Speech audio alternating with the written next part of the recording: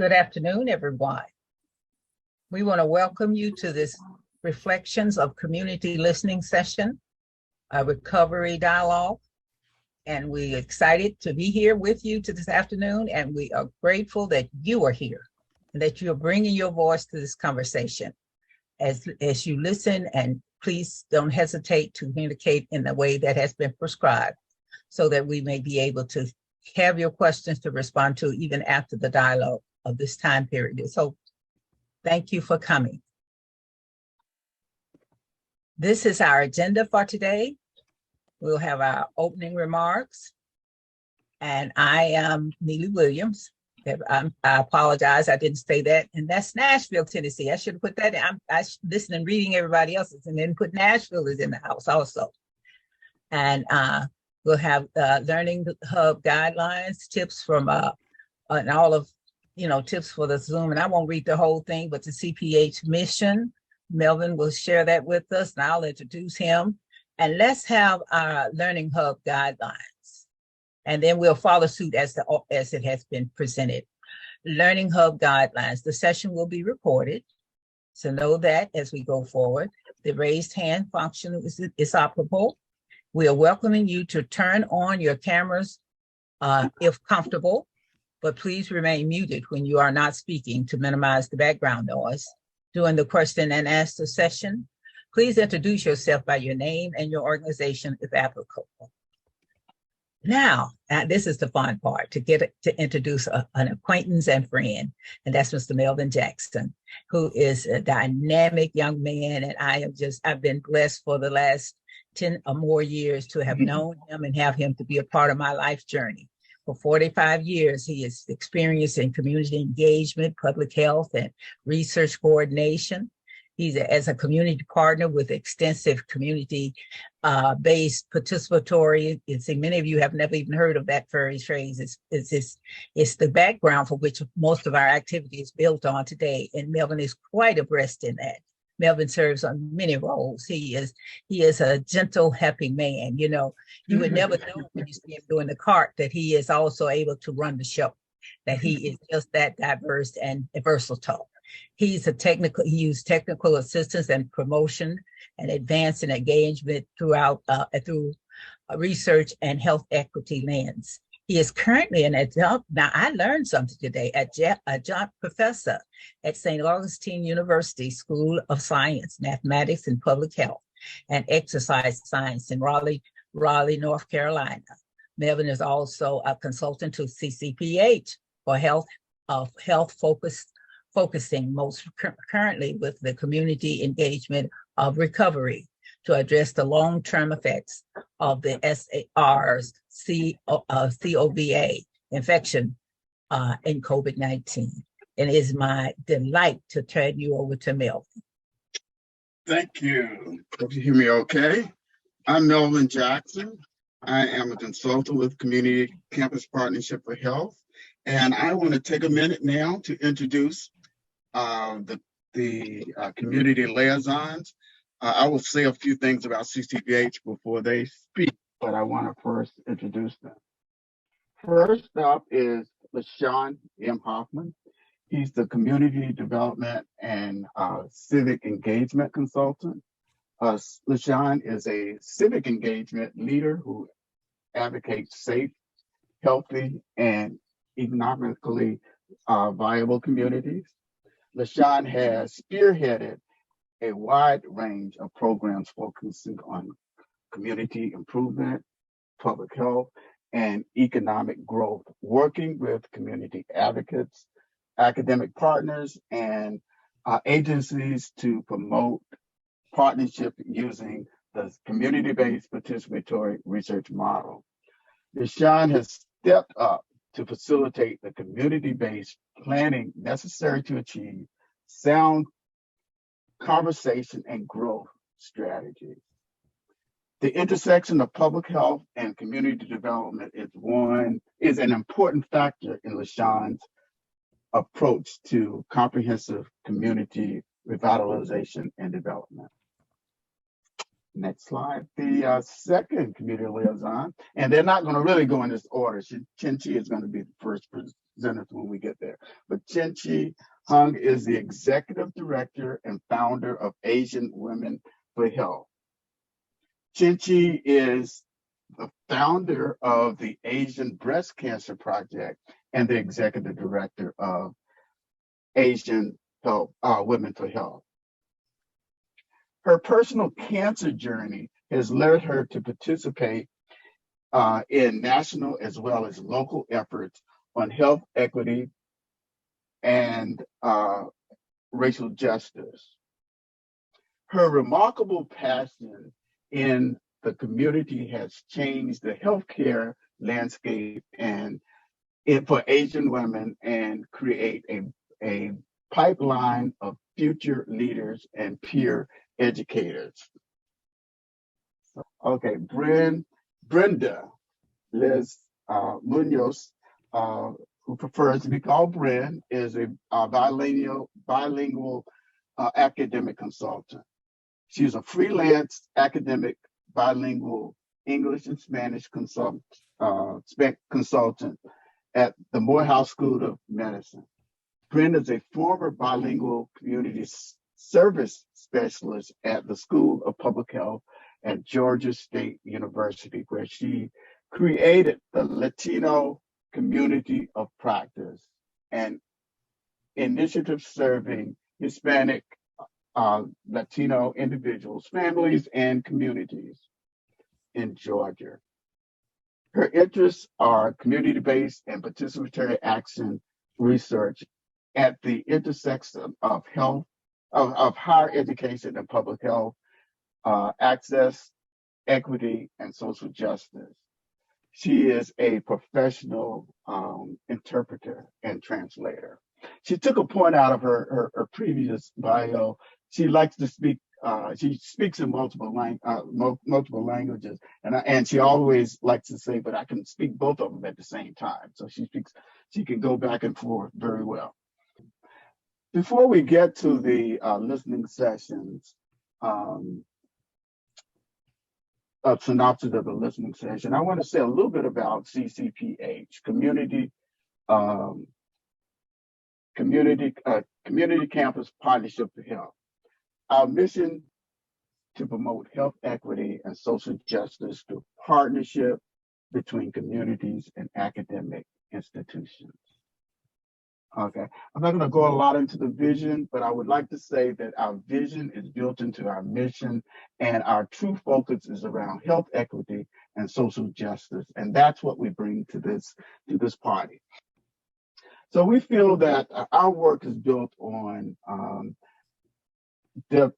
creating the elements for an authentic partnership, and to do such, we use guiding principles of partnership, quality processes, meaningful outcomes, and transformative experiences. And we feel that all of those pieces are necessary to create an authentic partnership. So I'm not going to dive very heavily into this slide, but I just want to lift up a couple of principles of partnership that we live by. The first bit, yeah, you can put them all on there. Partnerships are built upon identifying strengths and assets. Partnerships balance power amongst partners. It shares the benefits across the partnership. So based on the accomplishments as well as other things that benefits from the work. The partnership considers the nature of environment which it exists. So a partnership cannot exist in a bubble. It has to exist within its relationship. But the one that I really live on and I think is very important is that the partnership values multiple kinds of knowledge and life experiences. I wanted to drop this slide in here to give you a feel that CCPH has a place of synergy amongst these different aspects of the COVID initiative. Yes, we're involved in Recover, but also we're involved in the Red X Up project, as well as the SEAL and the Seeker project, which is around providing consultation. And we feel that we sit in a very sweet spot amongst these to make sure that we are communicating across these projects. And there are others that are fit into this picture, especially around HBCU work. But it's important that we recognize that we do sit in a very sweet spot amongst this work. Okay, so now I'm going to turn it over to Chien-Chi and let her to provide some information about, oh, sorry, let me back up. At this point, we've done 3 listening sessions that you'll hear from us on. One is around the Asian community, one African-American and the Black community, and the third one is around the Hispanic-Latino, Latina community. So those are the 3 we'll provide. I'll say a little bit about what other things that we're doing, but let's jump right into the discussion. Thank you, Melvin. So again, my name is Chien-Chi Huang. I'm the founder and executive director of Asian Women for Health. We are currently the East Coast regional lead for the All of Us research project. And I'll put that in the chat box if folks are interested in learning more about the All of Us research project. Essentially, our role is to coordinate with 6 other Asian serving agencies to do community engagement educational program, so we can improve the representation of AAPI in all clinical trial and research. And so I was very happy to participate in the effort to hold the listening session in the Asian community, and a little summary of the, who are in the room. So we were able to, I think at the time we have more than 20 people registered for the listening session, but then 11 people show up, and then 2 of them actually drop at the beginning of the listening session because they thought that they will have to be the person who actually experienced long COVID to be qualified to participate in the focus group. So as you can see, we have people from 4 different states represented in the listening session, and we didn't have people from who are of the descent of South Asian or Southeast Asian, and 4 of them reported having COVID, and 3 reported having long COVID symptoms, and the other people have close family members or friends with long COVID symptoms. And the range of ages are between 20 to 60s, and we have a very diverse participants in the group. We have community leaders, patient advocates, and members from the community. So some of the key takeaways that we have is that for our community, I think it's very, it's unusual for us to turn to alternative treatments like herbal acupuncture when we experience ailment. And also we heard a lot about the uncertainty about the term long COVID, and we were kind of confused about the symptoms. And also people are concerned about the long-term impact and how it would affect the quality of life moving forward. And we also noticed that there are limited awareness about long COVID due to lack of culturally and linguistically appropriate information out there in the community. And another important finding is that because of the inability to find relief or ways to manage symptoms effectively, all of this give people a feeling of hopelessness, and it leads to acute anxiety and depression. So these are some of the quotes that we took directly from the listening session. I have COVID. Even though I work for medical school, I had not heard the term formally spoken like this until this moment. I got COVID in a very early stage of this pandemic. After a week, I think I fell into a severe, severe depression in terms of just probably more about the fear and anticipation of what else will come. I felt that I was probably end of time that probably I'm going to die. I still have some kind of recurring symptoms of heat on my back, and I think it has to do with the medicine I took. I heard my husband told me that his friend told him that during pandemic, you need to have some counter drugs at home. It was just so hard. I had to just sleep on the side, and I realized it was not right. I went to the doctor and they told me that it was the wrong medicine to take. So some of the research topic of interest include, does long COVID impact one racial group more than the others? How can we validate or properly diagnose long COVID? How do we know what we have is long COVID? And access to information and treatment for long COVID, long-term health impact from COVID infections, like specific medication that treat COVID, and how do we differentiate long COVID versus COVID, and how would family size or presence of social support as a variable in, impacting on the impact of long COVID. Next slide, please. So some of the recommendations are listed below. So we want to explore opportunities to partner with natural homeopathic providers to raise awareness and deliver messages regarding long COVID. We also want to identify and partner with community champions and ethnic media outlets to develop educational materials and disseminate information. We want to collaborate with community-based organizations to conduct community engagement campaigns and outreach educational events. We would like to work with local government to leverage resources and infrastructure. And we noticed that many of the COVID information, there's no contact information on the poster, whatever. So we would like to see that. And we want to reframe messaging to provide a community perspective in a culturally responsive and linguistically appropriate way through population-specific communications. So for example, in the Chinese community, many people use WeChat to gather information and to disseminate information. And also we would like to provide accurate information to address or counter false narratives. Thank you very much. And yeah.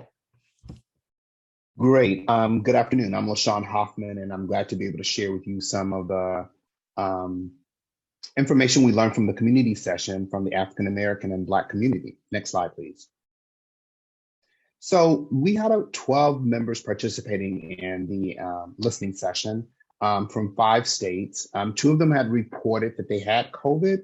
One reported having symptoms of long COVID, but there were quite a few people that didn't know if they actually had it, but because it wasn't formally diagnosed. And the age ranges of our participants were from 20 years old to 70 years old.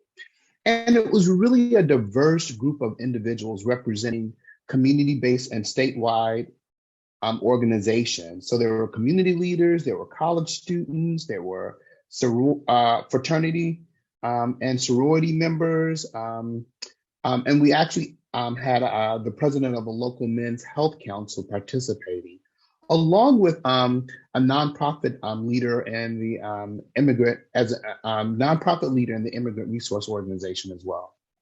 So one of the issues in which we talked about was trust. And specifically, I thought this was important to share with you today when we think about distrust in institutions.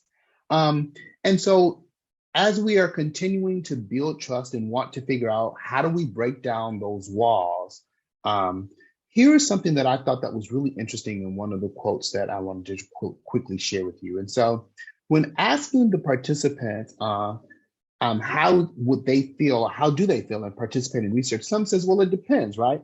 I think the survey is probably the least problematic way that they can participate. But there's this fear of something coming back to haunt you. For instance, if I respond one way and provide my information, will it somehow prevent me from getting insurance? Or will the insurance company says, we have this information, and so we're going to deny you because of maybe a pre-existing disease or something, or a new disease that you might have. And then, the other piece is we know representation matters, but there was quite a bit of questioning around because there might be someone of African American or Black descent kind of having the discussion, they know that sometimes they are not the person that actually gets to make the decisions. They're just the front person. And so there was this kind of mistrust saying, it doesn't matter sometimes if there's a Black person having this conversation with us, right? Is that the decision maker? Is this a person in a decision-making position in order for us to be able to trust what this process looks like from our participation in research? We also talked about kind of other issues as it relates to trust, right? And so, I mean, we know about the past injustices and dialogues that have happened. And so how do we organize this in a way to even talk about what we've learned and what processes are in place because of these past injustices? You know, how do we partner with organizations that target populations that have a hold on membership or affiliation? And so that can be from either our faith base or our local sororities. How do you highlight updates and provide updates on long COVID? And then, you know, how do we manage the expectations about research studies? One of the issues as it relates to the research was, you know, incentives have limits, right? You know, yes, it's important to be able to incentivize people for their time that they're participating, right? But let's make sure that it's done in a meaningful way. That there's the belief in the need of research, but cautious about participating in clinical trials. What are the data privacy and are there any consequences, as I shared before, and kind of understanding the broader value of diverse and clinical trials, but there's still kind of this large gap that exists. Next slide. And then one of the last comments that I'll leave you with is kind of this perspective from our African community, right? And this was a story that was told by this participant that's saying that they knew that something was wrong, but doctors couldn't figure out what it was. And so then they began to internalize as if their symptoms, their body, the way that they're feeling, although it could not necessarily be articulated to what was wrong and doctors couldn't find it, they started to think that maybe they were making it up themselves. And then to later find out that they were really sick and really had an issue that needed to be dealt with, leads to kind of this mistrust or physicians and researchers not listening to the individual. Just because you can't necessarily pinpoint what the issue is today doesn't mean that there's not an issue that needs to be addressed. Next slide. I look forward to the open discussion that we'll have a little later. Bren? Buenas tardes. Good afternoon. This is Brenda Muñoz, and I want to provide some background around our Hispanic-Latino bilingual listening session. It took place in mid-August, and fortunately, we were able to have a quite successful social marketing campaign that attracted over 75 participants. However, we decided that of the 75 participants, there were a very substantial core of participants that provided much of the information that we gathered. So when we are talking about our Hispanic-Latino communities, three areas of focus. And what we know is that we want a cultural and linguistic responsive approach, which is necessary while we're working for and with our Hispanic population. We want to engage trained professional cultural brokers, community-based health workers, interpreters, and translators while we are working with Hispanic and Latino communities. And unlike what LaShawn actually shared with us, having that Hispanic Latino, Latina person in the room, in front of the room, is of importance and does make a difference. So we have learned that having a bilingual healthcare worker co-leading efforts is of higher impact. So some of our salient findings were that we are thinking about the new normal, right? Communities of, working immigrants, newcomer families, individuals are thinking about the pandemic in a way that is something not necessarily of high importance. It was probably so 2 years ago, but not necessarily now. So there's a kind of like resignation that we're seeing in our communities. There's resistance around adherence to using a mask or isolation guidelines, and we're less vigilant compared to other points of the pandemic.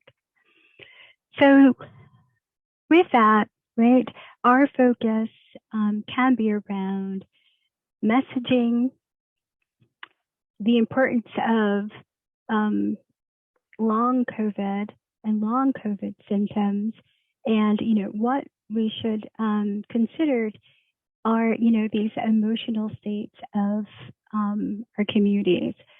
How can we create messages around this new normal, and how we can create messages around the importance of lingering symptoms and how these lingering symptoms do impact.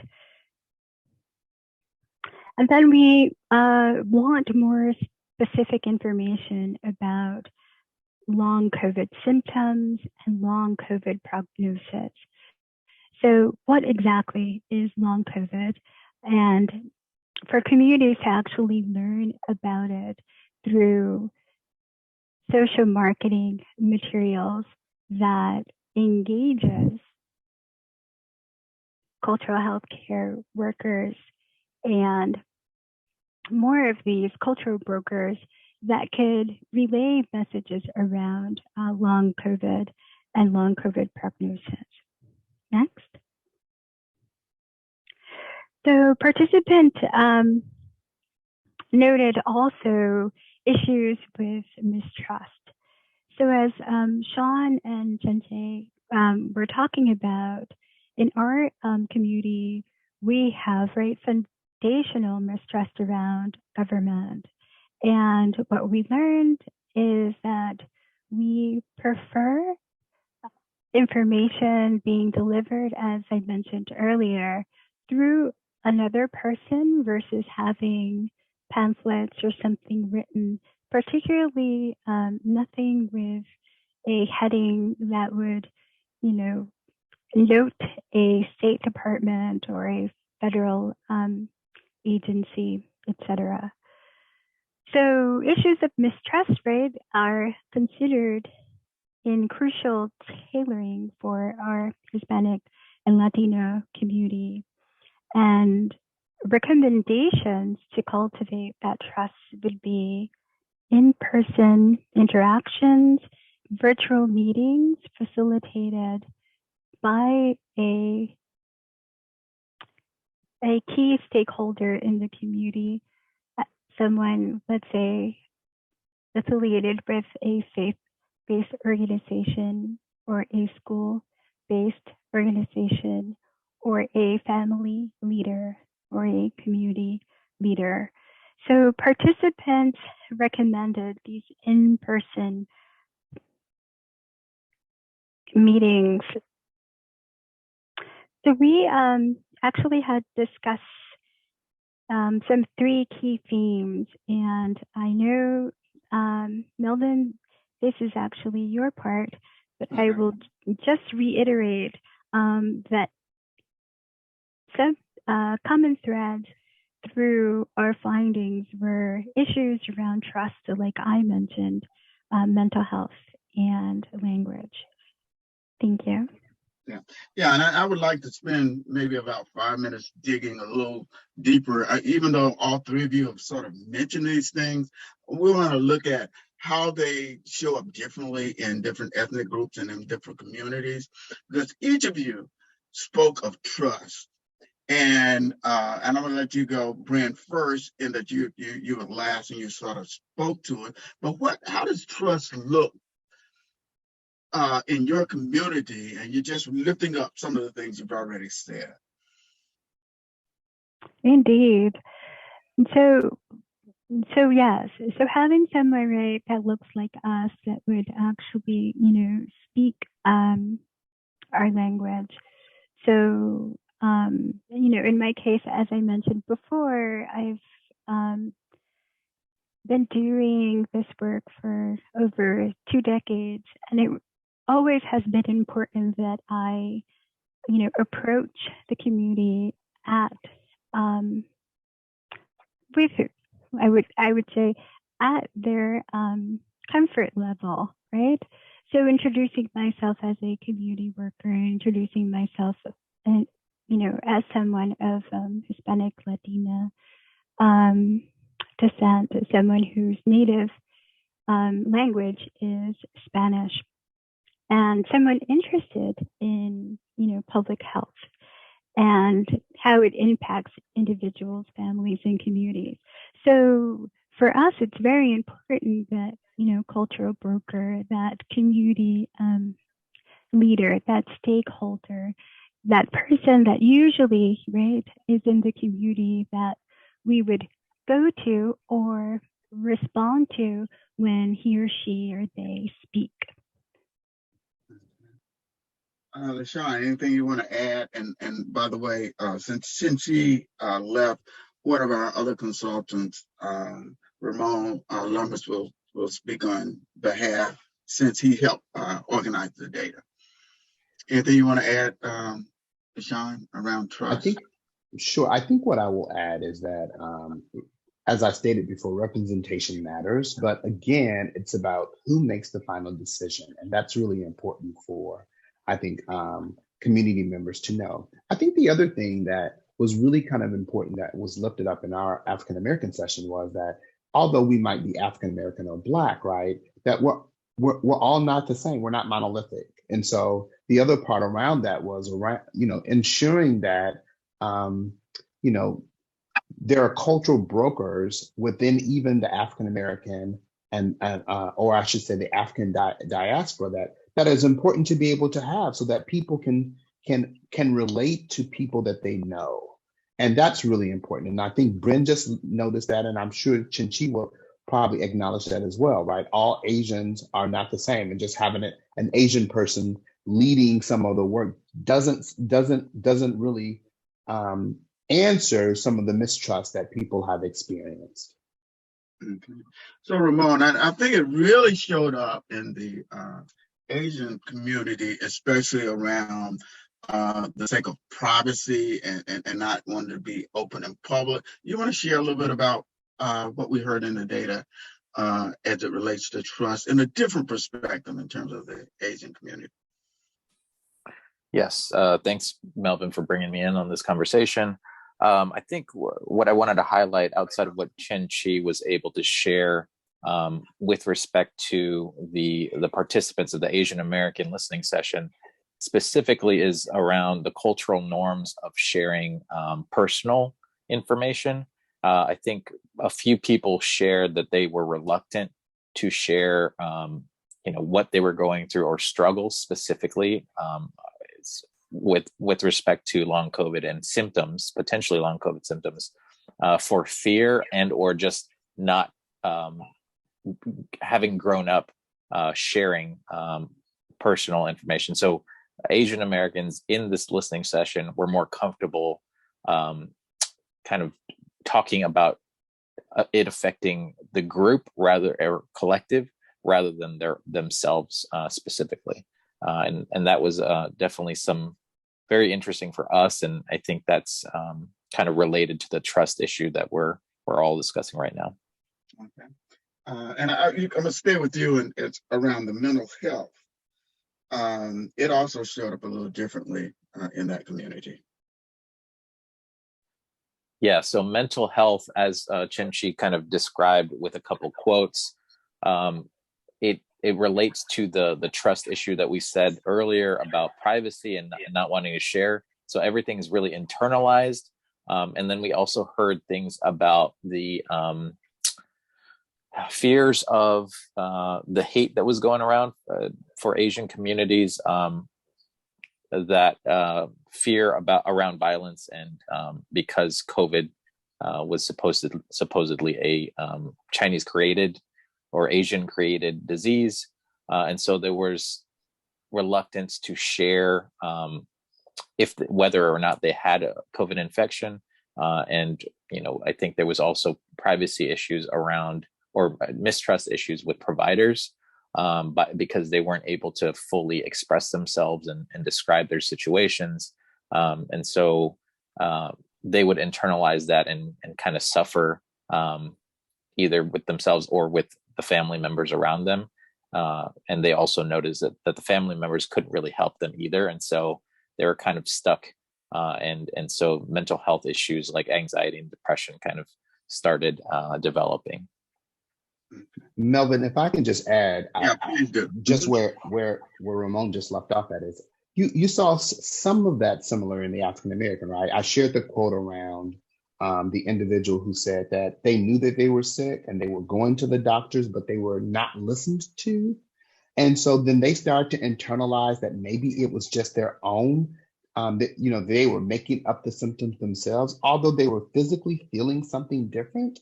That led to a lot of mental health and mistrust, as well as this notion that if something is wrong, how does that affect me being able to get insurance, or where's my privacy? So that same notion around privacy and data, and does it disqualify me for some additional benefits that I might already may not be able to get if I'm buying insurance or life insurance, or have to pay a higher premium for my medical insurance. And so I just wanted to share that those were kind of some of the same things that we heard as well. Okay. Yes, and I want to add around mental health, Sean and Melvin and Ramon, is that, and I did notice that when we are talking about mental health in the Hispanic, Latino, Spanish-speaking community, we often are talking about, right, one group, which is immigrant and newcomer individuals, families, and communities. So with mental health, really, the findings are around compounding stressors, right? So when we're talking about immigrant and newcomer communities, we're talking about mixed status communities. So some, right, individuals with undocumentation and some without. And, the lack of willingness to go to, a clinic, a hospital, to be, appraised, assessed for symptoms because of, fear. So there's the anxiety, the constant anxiety in our community, and also internalized, right? And so we did find that participants are very anxious around anything to do with health services, accessing health services.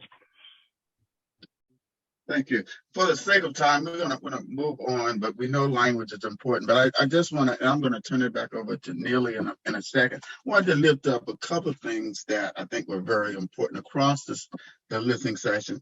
And you heard it here, and that is the fact that long COVID is a part of a continuum. And people don't just look at it, well, I've got long COVID. All these other things impact how they see, view, and react to, whether you're going to get a vaccination or you're going to get tested. All of those things need to be taken under consideration and also addressed from a very a place of humility. We recognize the importance of having the correct language, but also the way in which we approach this work is very important. I'm going to turn it over to you, Neely, and I know you've got a couple of questions that you do want to add. And we also would like to hear from others because it's hard to have a dialogue with such a large group, but we do want to allow others to input how this shows up in your work. Absolutely, Melvin and your team. Thank you so much for all you've shared. We know it was hard to put all that you have learned into these slide points in just a short time, but we think that it's certainly a great conversation starter. We also, as a part of my work with Recover, we have also noted that we have to also consider the underreported factor of long COVID and even unable to be diagnosed, because many people have ongoing health issues. So they're not sure if the symptom they're feeling is coming from something they already have, or is it something that's directly related to COVID. So all these factors figure into the major problem we have with this long COVID situation. But thank you guys. Thank you so much for bringing your perspective from your different listening group concentration in ethnic areas. One of our first questions that we have is what specific approaches to building trust between communities and clinicians have been effective? And we just put that out there for LaShawn, certainly you, but others too, who might be able to talk about in their community. Also the audience. Mm-hmm. I think I'll start with where we left off our conversation, right? And I think that's around language, and that's ensuring that the language that's being used translates to the communities in which they're having. One of the biggest things that we heard in COVID was from community, what is this rapid response thing, right? And what does that mean? Does that mean you've skipped some steps, and so now you're wanting me to take a vaccination that didn't follow whatever the other protocols were? And so it's making sure that the language is comparable, right? And how we use that language to ensure that everyone understands the same exact thing. And I think that's one way in which researchers and communities could work better together up. Absolutely true, certainly true. I mean, we don't realize the impact of language and how it, in one group it means one thing, but we say rapid response and we're gone down the road. But somebody else said, well, wait a minute, maybe you didn't take all the time you needed. That is certainly a wonderful point to make. And we don't have a lot of time left, but we have I'm not sure, my timekeeper hasn't told me exactly how much time we have. So you all just cut me off with the questions when we need to move forward. But one of our questions related to how do we move from interest to participation? So when we have someone that is interested and is ready to go, say, yes, I'm willing to participate. How do we get them from interest to participation? Where do we want to tell them to go? And Brenda, would you like to take that, or either of you could take it? But we want to hear from each of you as much as possible. Oh, Claudia? Yes, okay. I do want to take that, Miss Neely. Okay. And that's a very important question, because our community residents, and we work primarily with immigrant undocumented residents, right? And we have a fear of systems that we do not understand, government systems. And so it's never been successful when we just tell people, okay, go to that building and you'll be fine. We need to go beyond that. We tell them to go to this building and ask for Miss Neely. And you tell Miss Neely that Claudia sent you, because that makes them feel instantly connected to someone, one, that they trust. Okay. And now I'm sending you to somebody else that I trust, yes, and that they can trust. So it's very important. And that's why building relationships is so important, because they just can't walk into a building and know that they're going to be taken care of. It is really about building that relationship. And then when I say go to Miss Neely, they know that they're going to be taken care of exactly the same way that we would take care of them. Yeah, absolutely. Jennifer suggested that warm handoff.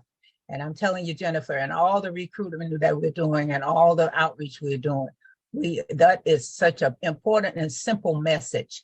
And the time we spend in the small chat, Melvin, we think it's, we're getting ready for the meeting. Actually, that is important part of that's an important time that we get to know each other. When people were hearing their cities called out across this platform today, that means you saw me, you heard me. I wish I could have called every city that was listed, because it just means you saw me, you heard me. People want to be seen, they want to be heard, they want to be valued. So thank you so much. Now they're asking questions about commonalities across infinity groups. People wanting to know how can one participate in future listening sessions with my infinity group. Well, I'll try to take that one. Right now, I said we've conducted 3, but we did some pilots to get us to where we are now. But we are planning to do some listening sessions with the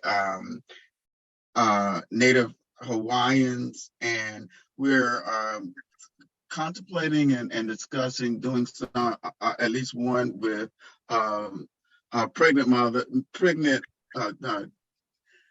people with young children and pregnant mothers. So we're really thinking about, and we want to hear from you. I mean, we're at a point now where we want to know, where's the gap? Where are places that we need to be doing these listening sessions? And even though CCPH is out here doing this, there are a number of other forms of listening sessions that are going on. And I would also indicate, if you know individuals, we're going to be doing what we call key informant interviews. So if you know that there's some key people in organizations or that are stakeholders in the community that we need to talk to, we would love to get that information. And I think we've shared our email, but we can share information about how to get back to us. So we're here to listen to you in terms of where they're happening. Right now, we're really getting ready to move into doing those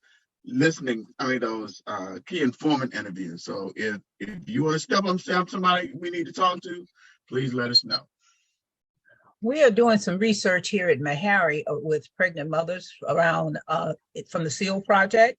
Yeah. And I think that would be a great, Dr. Donald Alcindor is publishing a paper coming real soon on the data that we collected from pregnant women when we were at a baby shower, a big park-sized baby shower, nothing like you've ever seen. You wouldn't believe that we have that many young people pregnant in this little city, but we do. And so not just, young people. Yeah, there are young people that are having babies, so I think so. But anyway, that's some interesting data that I think would help you, and would also link you to some people who might be able to answer some questions for you. And maybe something like that going on in your neighborhood also. Well, the other piece they wanted to know, what have we learned from our community partners in engaging with recovery, and what can we do better going forward on these long-term studies? What have our community partners taught us? What have these infinity groups taught us? I'll start. I think one of the things that they have taught us is the importance of listening with the intent to hear, and not listening with the intent to respond. I like that. I don't have to write that down. Do you mind if I quote you on that? I don't mind at all. And you can have it, Miss Neely. You can have it. Yes. Yeah. And that's really important, because just as Melvin just shared that we're doing, CCPH is going to be doing key informant interviews. That same kind of care needs to be taken when working and trying to build trust in community, and sharing information and informing them why this is important work that they should be involved with. That's absolutely wonderful. That is so true. Listen, we have so much to learn from one another, and it's too bad that we don't have more time and more hours. Are we close to our cutoff time, Yes, we are. And I just wanted to raise a few things that happened in the chat. So Anita Okay. Holmes Yes, wrote, please. what about opportunities for Native Americans? So that's probably for CCPH to respond. Okay. Yes, great question. And I will admit we've been having challenges around getting into tribal communities, as well as I know the Upstill and some of the other projects have as well. So we're sort of taking on a little different strategy.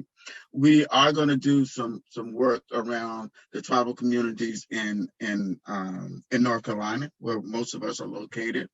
But we're going to use our key informant interviews to broach those questions and collect it. And I would say it's very similar to what we've been hearing about the Asian communities. They're willing to talk more collectively, and the process of getting to individuals is a little bit different. So that's our current approach. We welcome any recommendations on how to address that. But yes, they are on our radar, and we will be collecting information or engaging individuals around in the tribal community. And I also want to mention that Recover is also doing the same. The community engagement team has been working on tribal nation documents, especially those for representatives. So we have patient community engagement and community member representatives, who some are actually in this room now. And it's to help recruit those for Recover, as well as more opportunities for participation within the study itself. So we are tailoring our recruitment material and using and engaging with tribal leaders to create those documents. So that's also very much ongoing.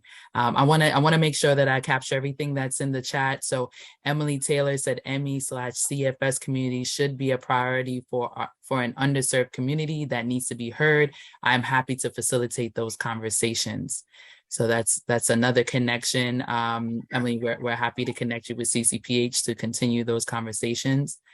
And then we also have Jackie said, Melvin, I love that you are doing listening sessions with different parts of our community. A key question I have is, who is listening to the results of your listening sessions? Specifically, are the community recommendations being used to create change that benefit our communities? And I say that's where we are now. We are talking about how to disseminate this information amongst the hub sites and all the way down to the community.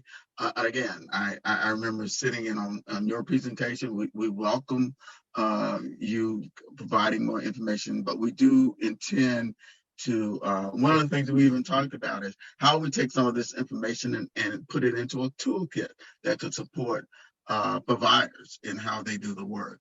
But we will be sharing it through the existing Recover network to more broadly disseminate the information we're sharing today. Plus, there's a lot of data that we haven't even touched that's important that we want to lift up as well.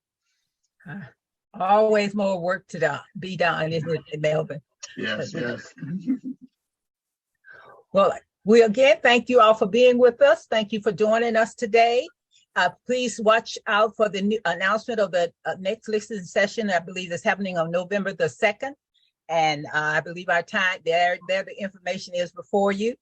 And again, just thank you for all this hard work that if you're on this session, you're probably doing some of it too. So we just thank you for what you're doing for everyone in our communities who is benefiting from the work of those who are trying to answer the problems that's been brought on by COVID. And we will continue to do this work with the speed of trust that we have, that we can develop over time. And we will do our best. Another thing, Neely, I just wanted to say, I know there were some questions that were raised that we did not necessarily get to, and we will collect them through the chat, but also we shared our email address. Sure. And if you could share it again. And we want to answer all the questions you have, and we want to connect in any way and all the ways as possible. That's absolutely wonderful. That's exactly right. Guys, have a great weekend. Take care of yourself, stay safe, and stay well. Thank you. Bye-bye. Thank you, everyone. Thank you. Melvin. Thank you.